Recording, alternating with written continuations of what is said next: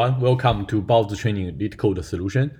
If you want the best mock interview experience in North America, feel free to check us out at baozitraining.org. We're here to help you to land your next big offer.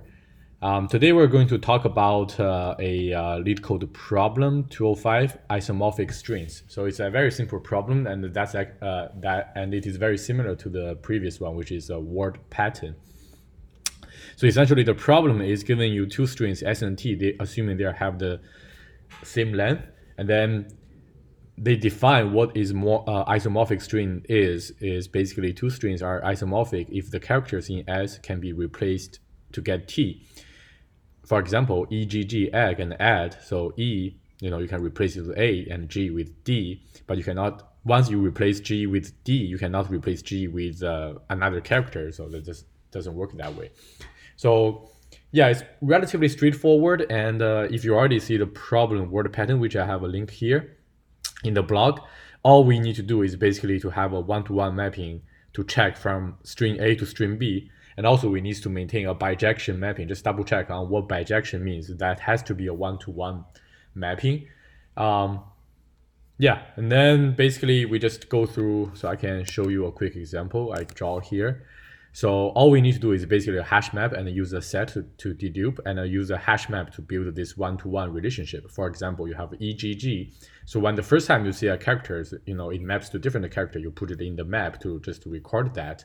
And then, you have G, you basically build this one-to-one mapping, and then this is D. But one thing it's very similar to word pattern is it has to be a bijection, which means no two characters in the string A, let's say this is string A, this is string B, should map to the same character. For example, if you already have a G mapped to D,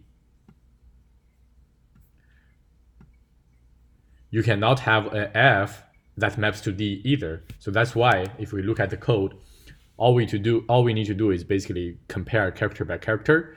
If it does not compare has character, you have to put this mapping, and also you need to check, okay, if you already have, is there any characters already mapped to this character C2? If so, it's not a bijection, so you have to basically return false. Or else, if you already seen this character, you just get it out and then compare with the mapping. If they're the same, cool, else it's false.